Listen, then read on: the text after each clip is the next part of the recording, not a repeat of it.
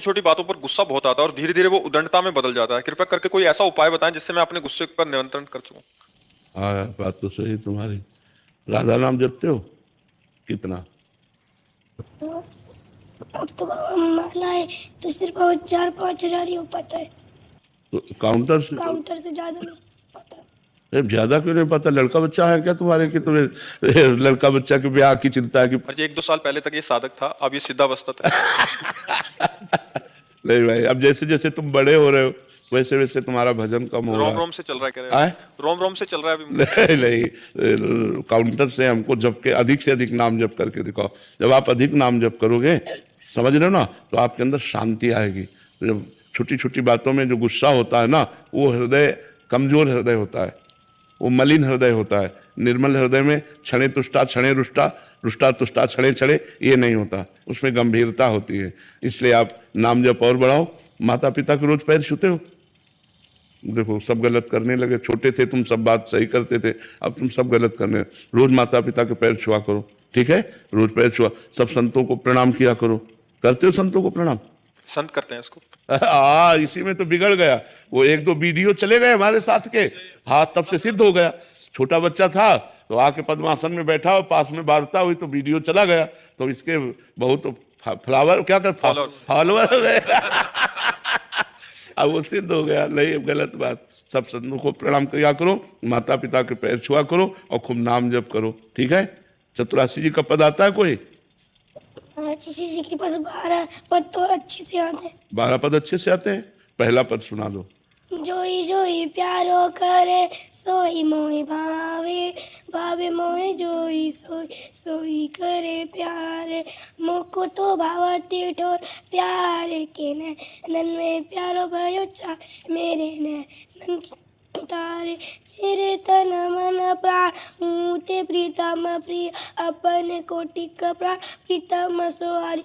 जय सीतारी वंश हंसनी सवल को कौन करे तरंगनी। हाँ ठीक है, बहुत अच्छे बच्चे हो।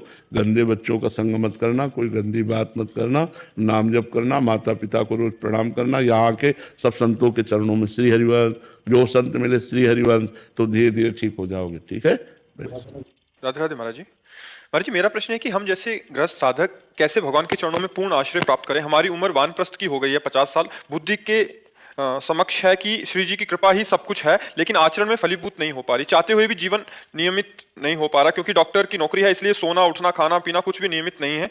साधना सेवा भी ठीक से नहीं हो पा रही। ऐसे में व्याकुलता इससे कोई फर्क नहीं पड़ता। मान लो जिनका नियम से चल रहा है तो बात अलग है। पहली बात ये स्वीकार करो कि मुझे प्रभु चाहिए, क्योंकि जब हमारा लक्ष्य बन जाता है तो हमारे अंदर फिर उसके लिए चेष्टाएं शुरू हो जाती है। हमारा लक्ष्य बन जाना चाहिए। हमें चाहिए प्रभु, क्योंकि मनुष्य जीवन की सार्थकता है भगवत प्राप्ति। साधन धाम मोक्ष कर द्वारा, ये मनुष्य शरीर बड़ा दुर्लभ कहा गया है। इसकी दुर्लभता देवताओं से भी बढ़ करके है। बड़े भाग मानुष तन पावा, सुर दुर्लभ। सुर माने देवता, देवताओं को भी दुर्लभ है। तो देवताओं को तो दिव्य शरीर होता है। अपने शरीर में तो बड़ी गंदगी है, उनके तो दिव्य शरीर, वो निकल जाए तो एरिया सुगंधमय हो जाए, लुभायमान हो जाए। लेकिन सुर दुर्लभ, देवताओं के लिए मनुष्य शरीर दुर्लभ है। अगर ऐसा लिखा होता कि मनुष्य शरीर को देव शरीर दुर्लभ है, तो वो तो है ही, समझ में आ जाता। लेकिन लिखा है देवताओं के लिए मनुष्य शरीर दुर्लभ है। क्यों? क्योंकि वो भजन नहीं कर सकते।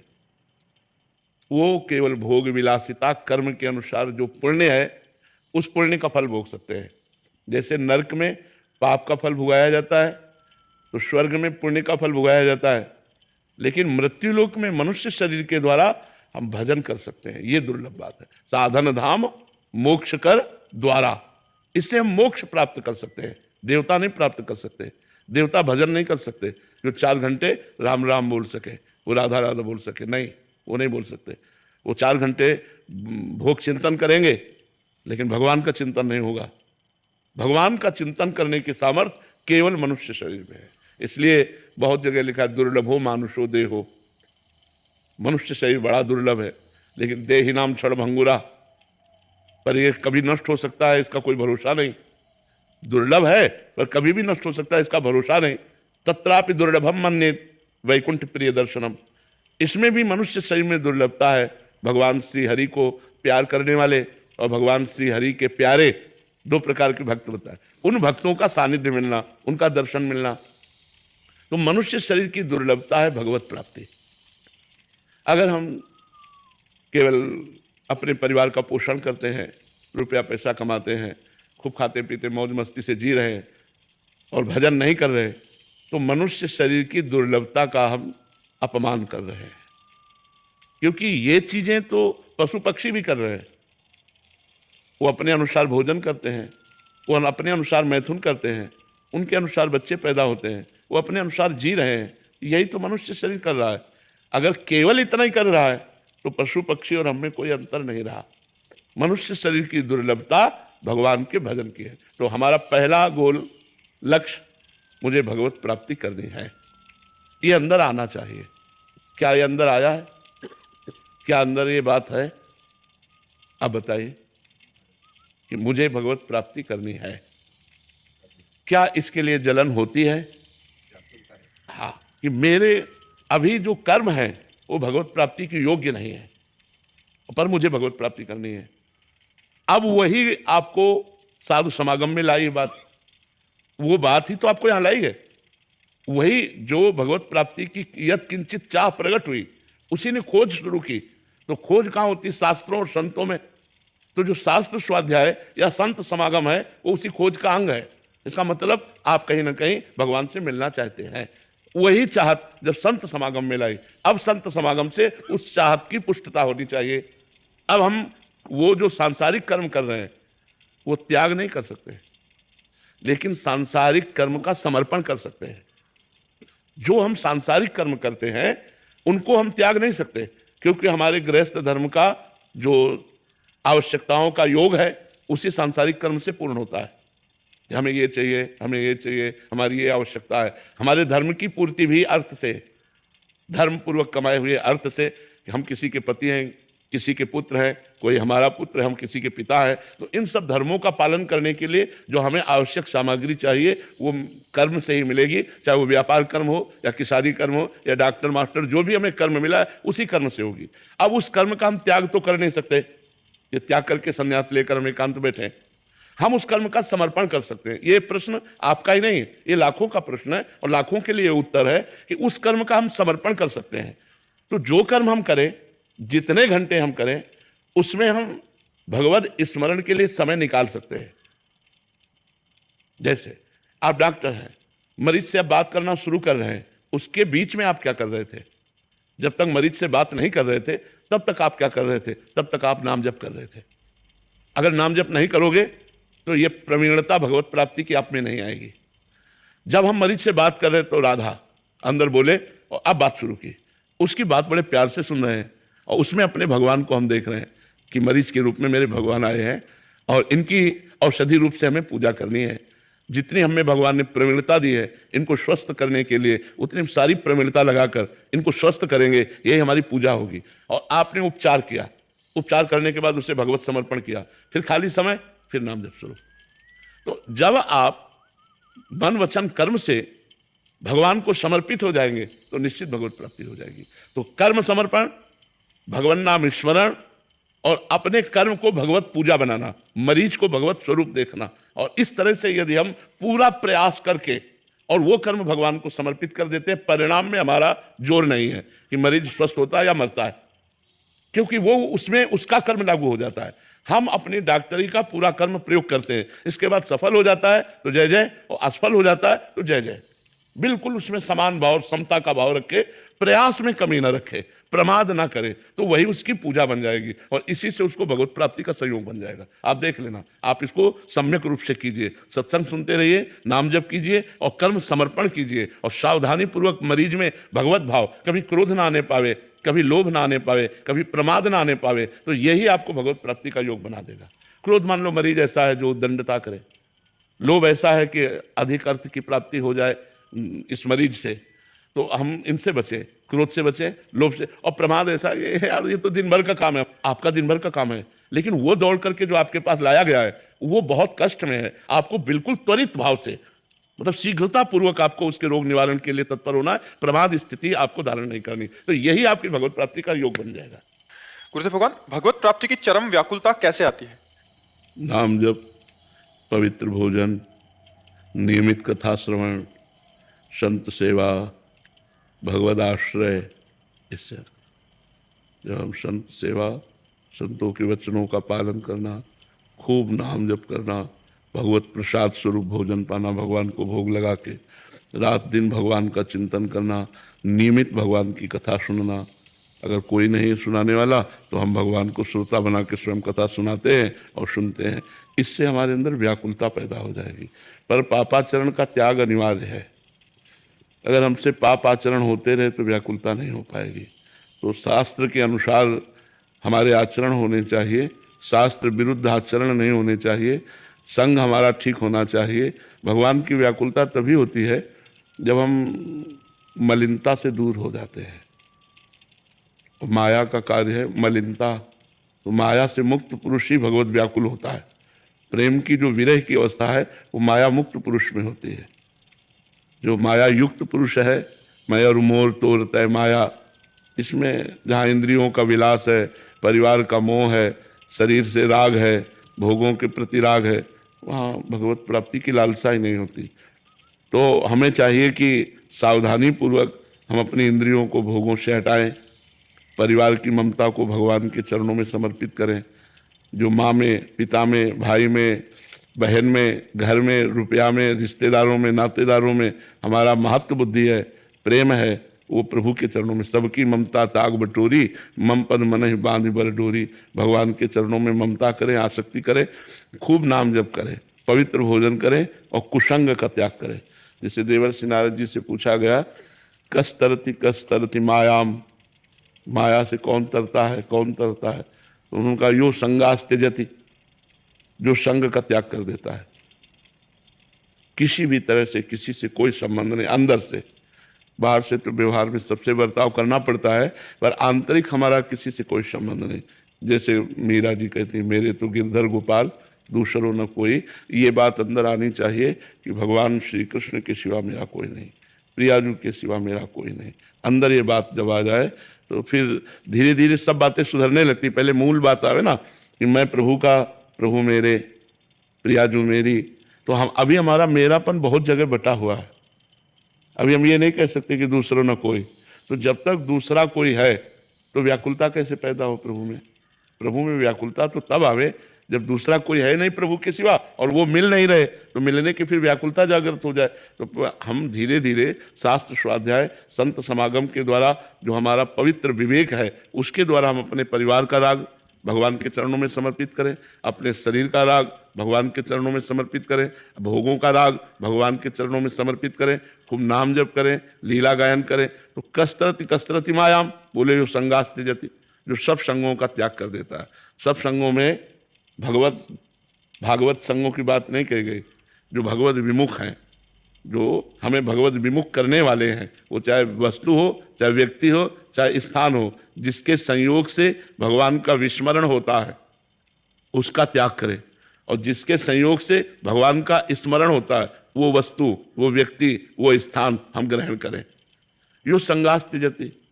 फिर लिखा है यो महानुभाव सेवते, जो महापुरुषों का संग करता है। सब संगों का त्याग करके जो केवल बड़े महापुरुषों का संग करता है, जो निरंतर भगवान के भजन में डूबे हुए हैं, ऐसे महापुरुषों का संग। और यो ममता त्यजति, जो शरीर और शरीर संबंधी ममता का त्याग कर देता है, वो भगवान को प्राप्त हो जाता है, वो माया से तर जाता है। तो हम संग का त्याग करें, ममता का भगवान के चरणों में समर्पण करें और निरंतर भजन करते हुए अपने भजन को बचाएं, बढ़ाएं और पचाएं। बढ़ाएं और पचाएं, भजन पचे, उसका अहंकार न हो। तब जाके हमारे अंदर व्याकुलता पैदा होती कि इतना समय हो गया जिनका भजन कर रहे हैं वो हमें दर्शन नहीं दे रहे, तो वो रोने लगता है।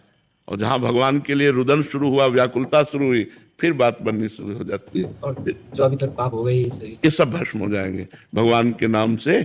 नाम संकीर्तनम यस्य सर्व पाप प्रणाशनम। भगवान का नाम संकीर्तन समस्त पापों का नाश कर देता है। इसलिए हमें चिंता नहीं करनी पापों की, तो अब हमें चिंतन करना है भगवान का। महाराज जी आपको सादर प्रणाम। महाराज जी लोग संतों का अपमान क्यों करते हैं? जो संत समाज को भक्ति प्रेम और सदाचार का मार्ग दिखाते हैं उन्हीं का देखो लोग अपमान करते हैं। दो प्रवृत्तियां हैं, एक है दैवी प्रवृत्ति और एक है आसुरी प्रवृत्ति। तो दैवी प्रवृत्ति के लोग देखो, आप जैसे हाथ जोड़े बैठे हो, दैवी प्रवृत्ति के लोग संत का, सत्य का, धर्म का, भगवत भाव का झुककर आदर करते हैं, साष्टांग लौट जाते हैं, अपने पूरे शरीर को उनके चरणों में अर्पित कर देते हैं। हाँ, दैवी भागवत, जो दैवी भागवतिक बुद्धि है वो ये है, और जो आसुरी बुद्धि है वो देखकर जलन पैदा होने लगती है उनके अंदर। तो अब वो करें तो क्या करें? जो करना चाहिए वो कर नहीं रहे, जो नहीं करना चाहिए वो कर रहे, इसलिए उनके हृदय में जलन होती है और वो निंदा शुरू कर देते हैं, क्योंकि उनके अंदर आसुरी बुद्धि होती है, राक्षसी बुद्धि। आसुरी बुद्धि स्वसुख वांछा, मनमानी आचरण करना, मनमानी खान पान कर। अब जैसे जो शराब पी रहा है, मांस खा रहा है, व्यभिचार कर रहा है, गंदे आचरण कर रहा है, और जब हमारी बात अगर उसको सुनाई जाए, मतलब वो निंदा करेगा, वो अवहेलना करेगा, क्योंकि वो आसुरी बुद्धि है। और दैवी संपदा की बात सुनने को केवल मिल जाए कि वहाँ संत आए हुए हैं, तो अपना मन करेगा एक बार चलो दंडवत कराते हैं, 4 शब्द कान में पढ़ेंगे, पवित्र हो जाते हैं। लेकिन जो आसुरी प्रवृत्ति वाला है, अगर उससे बड़ाई बताई जाए कि वहाँ संत है बहुत ऐसा, तो वो निंदा करने लगेगा, तुरंत निंदा करने लगेगा बिना विचार किए हुए, क्योंकि उसकी आसुरी बुद्धि है। तो हमें लगता है कि हमको चाहिए कि आसुरी बुद्धि वालों का संग ना करें। जो नास्तिक हैं, जो भगवत विमुख हैं, जो भक्त भगवान की निंदा करते हैं, ऐसे लोगों से अपने को बचाना चाहिए, जिससे हमारे मन में पवित्रता बनी रहे, उनकी मलिनता ना आवे, क्योंकि संग दोष से हमारे भी मन में वो बात आ सकती है, इसलिए हमें बचना चाहिए। महाराज जी मैं जितना नाम जप करती हूँ, तो अगर किसी को उससे ज्यादा करते हुए देखती हूँ, दूसरे साधकों को देख तो बहुत जलन होती है। नहीं, ये गलत है। जब हम जितना नाम जप कर रहे हैं, अगर दूसरे साधकों को नाम जप करते देखें तो उनकी चरण रज लेने का मन हो, उनके चरणों में प्रणाम करने का मन हो, ऐसा मन करे कि काश ये अपना चरणामृत हमें दे दें, इनकी चरण रज ले लें, और जैसे ये भजन करते हैं वैसे मेरा भजन होना चाहिए, मेरे के अंदर भी ऐसे भजन की वृत्ति बढ़े, और प्यार उदय होना चाहिए। तुलसी जाके मुख से धोखे निकसत राम, ताके पग की पग तली मोरे तन की चाम। जिसके मुख से धोखे से राम निकल जाए, तो राम भक्त तुलसीदास जी कहते हैं कि उसके चरण तली तो मेरा शरीर, इतना वो पवित्र हो जाता है। अपने श्री सेवक जी महाराज कहते हैं कि जो हरिवंश को नाम सुनावे, तन मन प्राण तासु बलिहारी, और जो हरिवंश उपासक सेवे, सदा सेवं ताके चरण विचारी। ईर्ष्या तो नहीं हुई ना, जलन तो नहीं हुई ना? जो हमको दिखाई दे रहा बहुत नाम जप कर रहा है, तो हमारे अंदर होना चाहिए कि काश हमें इनका चरणामृत मिल जाए, इनकी चरण धूलि माथे पे लगाएं, और भगवान इनके जैसा भजन हमारे अंदर भी बने। हमारी श्रद्धा बढ़नी चाहिए, हमारा भाव उनके प्रति नम्र हो जाना चाहिए। ये हमारे भगवान के भक्त, आओ आओ आओ, ना कि जलन होनी चाहिए। ये गलत है, इसका त्याग करो, नहीं तो यही जलन निंदा करवाने लगेगी, फिर उनकी निंदा, उनमें दोष दर्शन, फिर आपका भजन नष्ट हो जाएगा, आपका परमार्थ छूट जाएगा। इसलिए बहुत सावधान। ये जलन ही ईर्ष्या है, और ईर्ष्या बस कुछ भी हो सकता है।